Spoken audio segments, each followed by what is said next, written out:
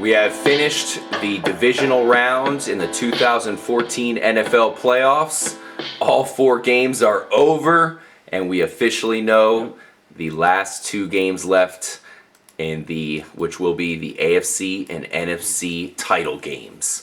And those should be epic games. You got the Trippy crew here. I'm RJ, joined by Raspo. What's up? Sally. Yo.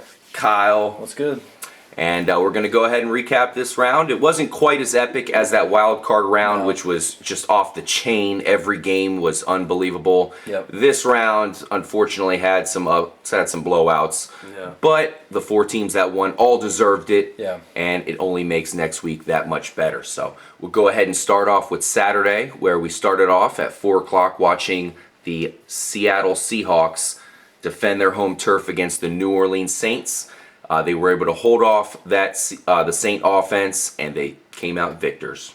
Yeah, I mean, when we looked at this game beforehand, the one thing I had said was that the Saints needed to go in there and they needed to try to contain this crowd, pretty much try to shut them up. And the only way you do that is if you come out and knock the Seahawks in the face. Well, that didn't happen. You know, the Saints, they had an opportunity. They came off a big win last week. They had an opportunity. Seattle was on a bye week. You could have came out and established yourself. But I feel for some reason the Saints, they kept running the ball. They kept trying to run screen passes. They didn't really let Drew Brees come out and try to make a statement to try to quiet that crowd. And, hey, I mean, it's hard to come back. They tried it in the fourth quarter to come back and win, but it's really hard when that crowd is that loud. Yep.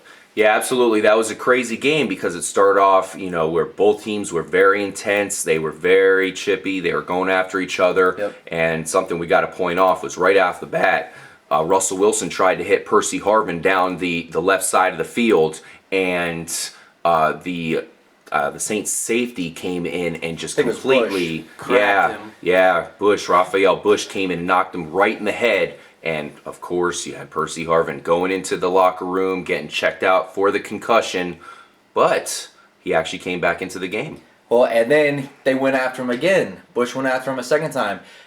I mean, not to say that the Saints are doing something illegal, but Bountygate straight came to my head when I saw that. Because on the sideline, his coach over there giving him dabs right after he laid out. I mean, this Bush guy is definitely going to get fined, and I don't know what's going to happen going forward, but it's just it's a little interesting that because we even said, who was your difference maker for this game? It was Percy Harvin. Percy Harvin, of course. What do you do if you're the Saints? Wow, Percy Harvin's back. He's a beast. He's already trying to tear us up. We're going to try to knock him out of this game, and then we got a chance to win. Get a couple hits on him. And that said, Percy Harvin did once again end up leaving the game for good with that concussion. Now, one thing that needs to be said as well with this game is that, the Seahawks did pull it off. Their defense came through as usual, but Russell Wilson did not have that great of a game. He only had barely over 100 yards passing, no touchdowns, no interceptions. So, he didn't screw up, so to speak, but he did not have a good game. He was missing wide open guys left and right.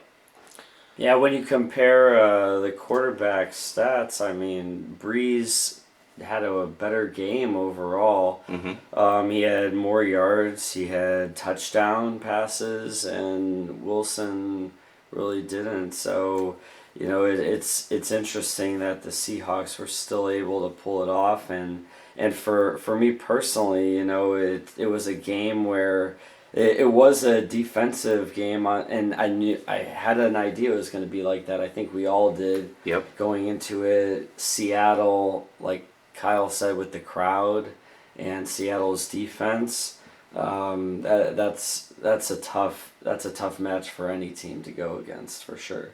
Yeah. I mean, I'm not surprised by it at all. I got Seahawks going all the way. But, I mean, the 3 major things, and they all go in favor of Seattle in my favor, is Marshawn Lynch, beast mode, came out. And he got his Skittles. Big runs, 2 touchdowns? One at the end for 31 yards. Skeeted off to the left. He was a monster. Beast mode as usual. Taking down multiple tacklers to hit the ground. And then you got Seahawks defense, who was just insane. That secondary is ridiculous. Earl Thomas completely shutting down Jimmy Graham, jumping across, darting across the field to knock balls out of Jimmy Graham's hands. Sherman shut out. And then the 12th man, I mean, they completely bewildered the Saints. I mean, they came out, they tried to establish a run game. a little too much wind to throw the ball, but they didn't have any attack mode, so the Seahawks knocked them down the whole game. Yep. Yeah. John Lynch had actually mentioned during the game that the noise was so deafening that it just puts you in a state of shock, and you could just see it. You could see it in the Saints. They had that state of shock right there on the field. Yeah. I mean, we'll go with what you're saying, Russell Wilson. I felt Russell Wilson, statistically, he didn't have a great game. If you look at that game, or if it's a fantasy, if that's what you're concerned with, you've been like, oh my God, it's pathetic. But really, he did what he needed to do. Marshawn Lynch was the key for them winning this game. Yeah. So keep feeding it to him. And when you need that first down throw, it's 3rd and 4. He was able to come with it, and he was running the ball too. So he did a great job of managing the game. Look, quarterbacks, you don't have to have a huge numbers game to win games, and that's what Russell Wilson, he understands that. One of the smartest quarterbacks in the league, probably one of the most underrated quarterbacks in the league. He understands that. He knows my defense is good enough. The weather's horrible. I'm not going to try to make a mistake. If it's not open, I'm running it, and that's what he did. And he was able to control the clock with that. Yeah, and we need to point out the fact that the weather was just terrible. Horrible. I mean, Pete Carroll came out and said that he told Russell Wilson not to pass it at all in the third quarter. He had one pass in the entire quarter. Yep. They had a lead, so that they were sitting on it. And like you said, I mean, he was only doing what he was asked to be, what he was asked to do. But the bottom line is he missed a lot of open receivers. The wind was bad, so you can probably put a lot of it on that. But he's going to have to get better in the next round of the playoffs. So the Seattle Seahawks defeat the New Orleans Saints. MVP of the game, no doubt about it. Beast mode, Marshawn Lynch. Beast mode. And they're definitely going to have their hands full next week with the San Francisco 49ers, as we will talk about coming up. Now, the second game of the day, there in prime time, was Andrew Luck and the Indianapolis Colts traveling to New England Patriots. And unfortunately for the Colts, they could not hang with the Patriots. No, they couldn't handle the blunt. I mean, they could not handle the Blunt. LeGarrette Blunt was all of a sudden like, where did this guy come from? Bucks let him go. He's a free agent. What does Belichick do? It almost seems like Belichick was saying a lot of good things for Schiano because he knew Schiano would go to Tampa Bay. Things wouldn't work out.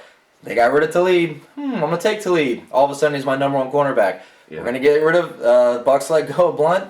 Belichick's like, let me get Blunt. Ends up having a huge game. He's got a number one running back absolutely now. Destroyed it out there. And that's key for the Patriots because, like I said, no Gronkowski. They needed somebody to step up. Yeah, and unfortunately for the Colts, they just seemed like overmatched in this game here. As I had said coming into it, it just seemed to set up pretty well for the Patriots, and it looked like they had an easy victory. It was easy peasy, and they didn't have too much of a tough time out there. I called it from a few weeks ago, that I am going to expect to see a Patriots 49ers Super Bowl.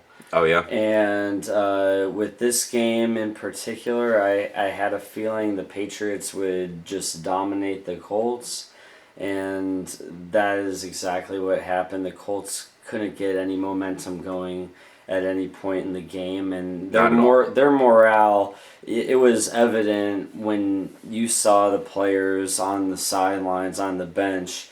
Every time the Patriots took advantage of the opportunities that were given to them, the morale on their faces, it was clear. And Foxborough was hopping too, man. It was, and they couldn't recover from those missed opportunities that they gave up as well. I mean, they had one small moment right at the beginning of the third quarter. I think there was like a touchdown difference, and then Pats got the ball, kept moving it, and they didn't even need to pass. I mean, their running game was so intense. They got that four-headed monster with Bolden, Blunt, Vereen, and Ridley, and they used them all to their strengths. They got Vereen pass to, they run a little bit with Ridley, but Blunt, 150-plus yards, 4 touchdowns? 166 and 4 touchdowns, man. Yeah. Ridiculous. And then Ridley got a touchdown after Blunt. Ridley had 2 touchdowns. So Ridley actually came out in this game, a little bit unexpectedly, It's kind of weird with the Patriots because you're still waiting for him to use Shane Vereen. It's like you have this weapon and you're still not getting the ball. So it's kind of interesting to find out what's going on with that because